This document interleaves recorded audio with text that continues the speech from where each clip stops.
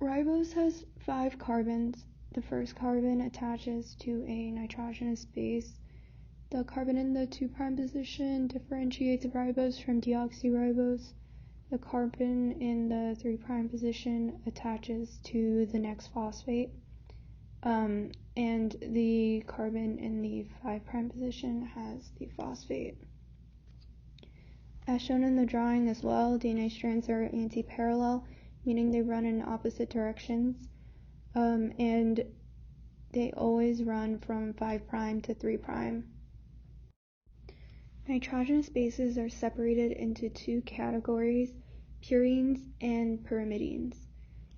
There are 5 total nitrogenous bases: adenine, guanine, cytosine, thymine, and uracil.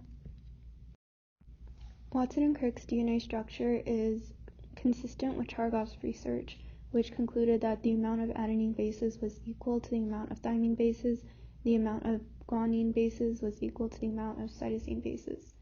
When adenine and thymine bases pair, there are 2 hydrogen bonds, and when cytosine and guanine pair, there are 3. Hydrogen bonds are pretty weak, so they only affect base pairing and not the holding together of DNA strands. Major and minor grooves are significant because proteins prefer going to major grooves to interact with bases because there's more space in those major grooves. The helix shown in this picture is consistent with the Watson-Crick model because it is right-handed. The phosphate backbone of DNA is hydrophilic, and the nitrogenous bases of DNA are hydrophobic. So base stacking of the nitrogenous bases increases the efficiency of keeping water away from the bases and towards the periphery.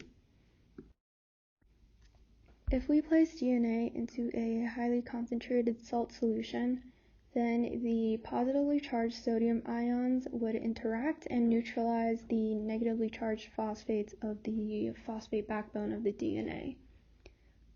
Because the negative phosphate backbone is responsible for repulsion of the strands, neutralizing them will decrease that repulsion and make conditions less favorable for denaturation,